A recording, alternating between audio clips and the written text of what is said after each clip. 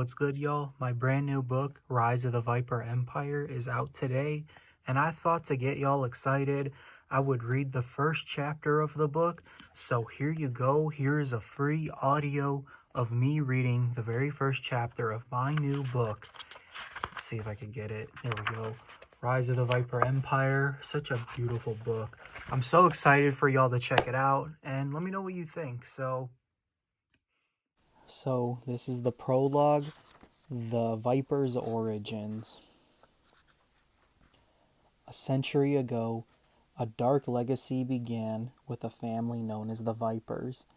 Their family was cursed with a genetic mutation in their blood, which left everyone in their bloodline to be granted with the terrifying ability to shapeshift into reptilian, humanoid monsters. They tried to be accepted into society, but humans feared them and their powers, and they were forced to hide in the shadows. As generations passed, their family collectively grew a generational hatred towards society and the entire world. They knew they would never be accepted, but that's all about to change. In recent years, the Vipers have come out of hiding, using their abilities to conceal who they really are. The youngest offspring, Max Viper, was elected to Congress. He fooled the people and has gained publicity and approval. Now Max, his brother and sister are in the early stages of a sinister plan. What could they be planning? And the biggest question is, can anybody stop them? Chapter 1. The Author versus the World. In the dressing room of a late-night talk show was a 19-year-old writer who went by the nickname The Author. He was playing dice and gambling with degenerates just a few minutes before he was supposed to appear on the show. Not only was he known for his many books, but he also gained notoriety after the infamous Evil Murphy situation. It changed his life forever. But lately, the author has tried to focus more on his writing aspirations. He also decided to enroll in community college. Anyway, in this moment, he had just lost $10 by repeatedly rolling threes. He was about to crash out. "Nah, run that back right now." He grabbed his wallet and threw in a $20 bill on the ground and began rolling the dice again. The room smelled like cigar smoke, lemon candles, and steaming hot coffee. The guys in the room began pounding shots of vodka as the game got more intense. The author was surrounding himself with bad people, and for some reason he would seek adrenaline rushes. Deep down, he's a good person, but he is flawed and inhabits self-destructive behaviors. Let's fucking go. The author just won by rolling a 7. He went down and grabbed all the money off the ground. He won $70 and someone's EBT card. He picked it all up and put it in the inner pocket of his blazer. The gamblers in the room were getting rowdy and loud in the cramped dressing room. "Author, you bastard! Run that back and put $50 in." The author chuckled. Say less. Just before he threw in more money, he heard a guy ask him a question. "Author, let me borrow another 100. "Aight, but you better pay me back, you rotisserie chicken looking goof." He quickly downed a latte for an energy boost. He was hyping himself up, but before he gave the loser another $100, they all heard a knock at the door. When it opened, the author saw it was his agent, Linda Garcia. "Yo, Big A, it's showtime in a few minutes." "All right, I'm on my way." She left and closed the door. The author grabbed his sunglasses, put them on, and took a giant gulp of his 4th cup of coffee. "Okay, dudes, good game. Next time you play with someone, feel free to tell them you lost to me." He scurried past the dudes and opened the door. "Aiden Connor, you are such a big mouth." "Don't be calling me by my name, lil bro." He rushed out the door, and the gambler was agitated by his remarks. He walked out to the hallway, and a group of producers and others who worked on the show swarmed him. One of them was yapping about how the segment was going to play out, and the others were helping clip the mic on him. Suddenly, Linda came running up to Arthur in a panic. "Arthur, we got trouble." Before she got out another word, an older woman came out of nowhere and ran up to Arthur and began hugging up on him. "Hey there, what you up to?" Everyone was trying to talk to the author and get his attention, but the pretty lady wearing a black silky dress distracted him. "Oh, hey, not much. You? Call me tonight? Let's hang out?" The author smirked. "You bet." Linda pushed the lady off the author. She stood in front of him feeling frustrated and handed him a giant stack of newspapers. "Bad news. Literally." "Hey, why'd you push her away?" "Look." The author began to look at the newspapers and saw the latest headlines. The author's heart began to sink down into his stomach. "You gotta be kidding me." He saw earlier in the day Senator Max VIPER publicly called for the arrest of the author due to the evil Murphy situation. "What? I got cleared for all of this a year ago. Who the frick is this guy?" "He's an attention seeker and a propagandist. He loves to rile people up and get them angry about falsehoods. That's how he got elected. I wouldn't worry about it too much right now, 'cause you gotta go out there and put on a show. Like, right now." He knew he was about to be in some deep shit. "Crap! This sucks!" He became filled with anxiety, but he had to thug it out because he was about to go on national television. The show had just come back from commercial break, and the host was on stage. The author had to lock in. "Our next guest is a rising star who just released a new book sharing his point of view of last year's events when he and his friends stopped his friend, Murphy Theodore, from taking over the entire world. Please welcome the author." The author walked out on stage and made himself forget about the situation temporarily. A few hours later, at a luxury New York City hotel, the author was on the phone with one of his close friends, who got dubbed the nickname the Short Kid. These guys have done everything together: played video games, survived the pandemic, and saved the world. They also crash weddings for fun. Pretty typical hijinks. "Bro, what are you gonna do?" "I have no idea. If this Viper guy gets his way, I'm looking at federal charges." "Don't worry, Arthur. You're not going to get arrested because of lies. Today, I watched a bunch of old clips of him. He seriously just attacks anybody over anything. He's a known liar, but for some reason a lot of people listen to him."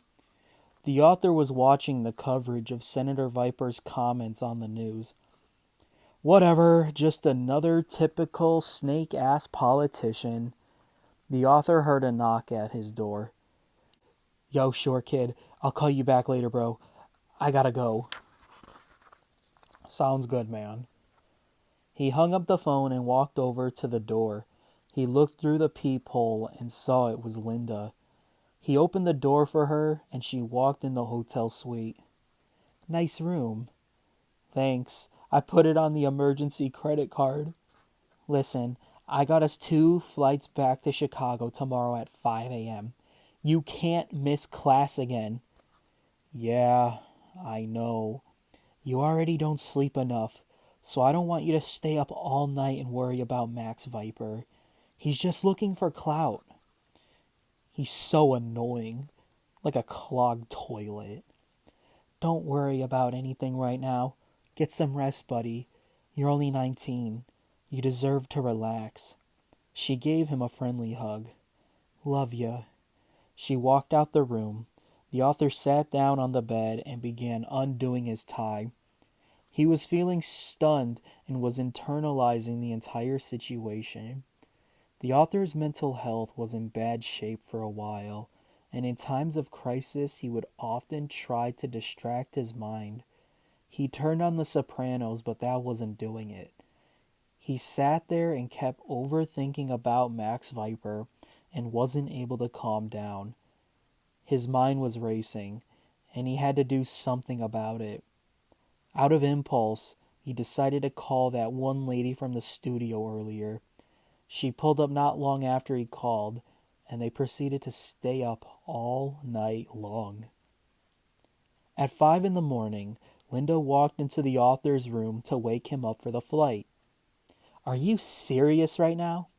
She saw the woman and him in the bed laying down, and they were playing video games.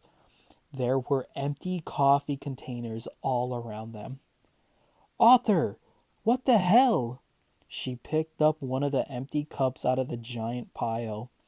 "Were you seriously drinking all night?" "I'm sorry, Linda." "You have a problem." She noticed that the author had drank over 10 cups of coffee and that he spilled some on the carpet and bed sheets. Then she looked at the TV and saw what they were playing. "I can't believe you stayed up all night and decided to play Fortnite with some random groupie." Not true. She's not random. We have formed a real connection." The woman looked over and was surprised. "Oh, this was fun, author, but I'm gonna leave now." She quickly grabbed her shoes and purse and scurried out the room as fast as possible. "Will you call me later?" "Yeah, sure." She opened the door and closed it behind her. Needless to say, I don't think Bro is going to get a call from her anytime soon. At this point, Linda was getting super annoyed with the author. "Listen, you have to get back home in time for class. We need to leave. Now." The author quickly got up and got ready for their flight. Okay, relax." The author's friend, a 25-year-old man named Randy, was laying down on the couch at the author's house. He was watching Happy Gilmore and laughing hysterically at 8 in the morning. He took out a vape cartridge and began hitting it in the family living room. The front door began to unlock, and it was the author. He had just gotten back from New York, and once he saw what Randy was doing, he sarcastically chuckled. "Wow, you sure look comfy." Randy exhaled the smoke and let it all out before he responded. "Yeah, I sure am. I love this couch." He took another hit of his vape cartridge. "Author, the guy who sold me this at the dispensary called it the scared cart." "What? Why would he call it that?" "He just said to me in a graggly voice, 'Oh man, that's the scared cart. You're gonna get real scared from that.' I thought it was hilarious." "Yeah. So, Randy, I was going to ask, when are you moving out?" "I'd love to chat, but you got a therapy session scheduled before class." The author sighed. "Damn, I forgot my mom made me sign up for that. She insists that I have trauma because of Murphy's sacrifice or something." The author ran to the fridge and grabbed a jug of iced coffee, then grabbed his backpack from inside the freezer. He ran out the door and left. Randy closed the door behind him and locked it. Randy sat back down on the couch and kept hitting the cart. After he was done hitting it, his heart began to beat really fast. He started to feel slightly nervous. "Damn, that guy was right. This cart got me scared." He was feeling antsy, so he decided to head out to the garage to work on his gadgets. One of his prized pieces of technology was a futuristic jetpack. Randy is a former warrior who traveled back in time from an alternative version of the year 2052. He was sent back in time last year to prevent Murphy's plan from coming to fruition. Luckily, the crew saved the world by thwarting the plan. The timeline was altered, and a war was avoided. After sitting in the garage, polishing his jetpack for a while, his phone began to ring. He saw that it was his girlfriend Linda calling him. He picked up right away. "Hey, boo." Randy put on a fake deep voice. "Hey, baby, what you up to?" "The situation with Arthur is crazy. I'm sure you've seen it all over the place." "Yeah, I know all about it." He lied. He had no idea what she was talking about. Being his manager is such a handful at times. But anyway, what are you doing? "Not much, just doing some chores around the house." He was sitting down and sparking up a cig. "Oh, nice. But hey, would you want to go get breakfast at Benny Jumbo Pancake House in like 10 minutes? If you're free, of course." Let me check my schedule." He walked over to his calendar in the garage and glanced over at it. It was completely blank. There wasn't a single thing written on there in months. "Yeah, babe, I can probably clear up my schedule." So they made a plan to meet up at the local breakfast place. While he walked over there, he was picking up coins he found on the sidewalk. When he got there, he sat down in a booth while he waited for her. When she got there, he stood up in excitement. "Babe!" He ran up to her and they hugged and kissed each other. They sat down and ordered their food. They were facing each other, smiling, giggling, and overall joyful. "So, how you doing?" He took a hit of the cart after he asked. "Good. Listen, Ran, I kinda want to talk to you about some stuff." "What's up?" "Look, just to say it straight up, how long do you plan to live on the author's couch?" Oh. "I understand when you first came here, you were lost and had nowhere else to go, but it's been a year now. You should try to move forward with your life. And you can't lie, it's strange you're living with your 19-year-old friend and his family." Yeah, I hear ya. He looked down at the table in shame. "Look, I hate living with my folks.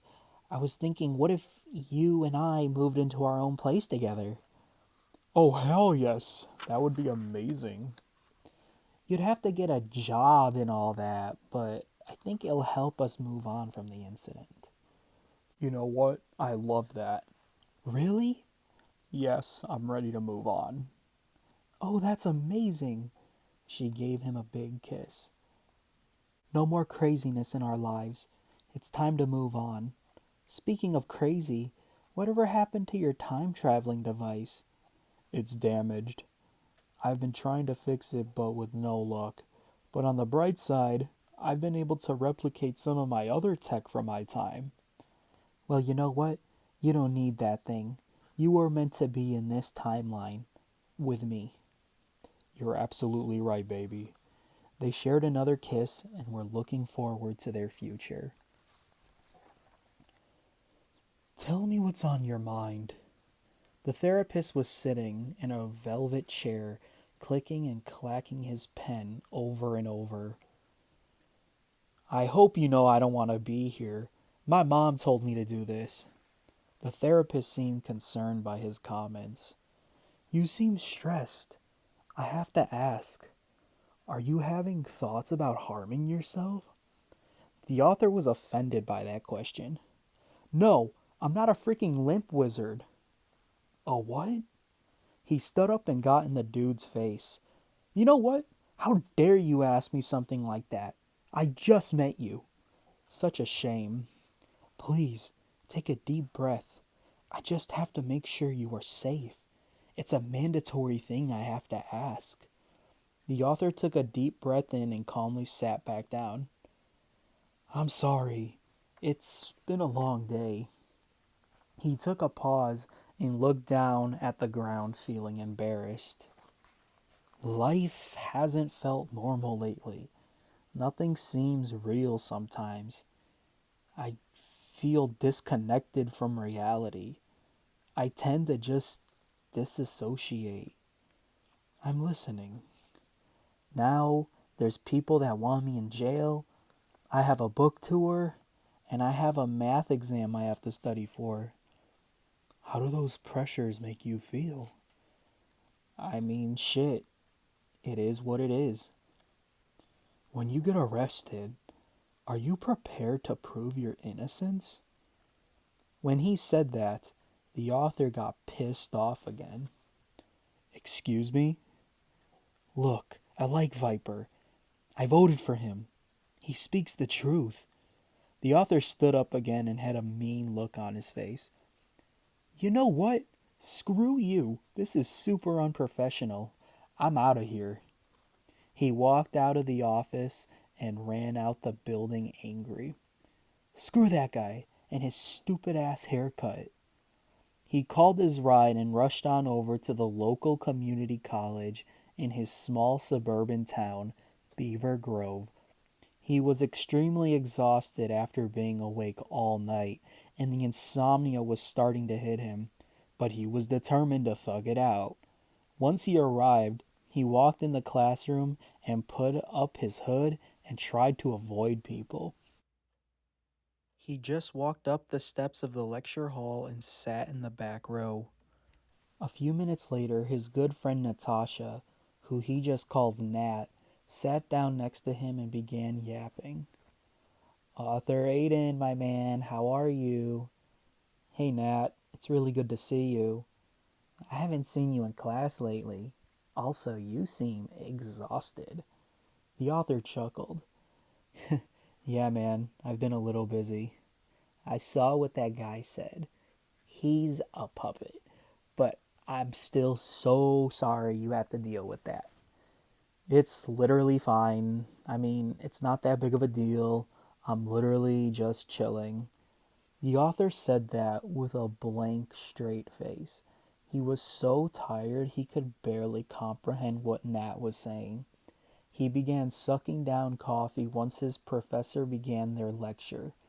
The professor was talking about the history of anthills, which was incredibly boring, and the author began to nod off. Halfway through the class period, a girl walked into the lecture hall. I'm really sorry I'm late, Professor. It's fine. But wait, who are you again? Oh, my name is Angel. Angel Cassidy. Okay, I see you here on my attendance.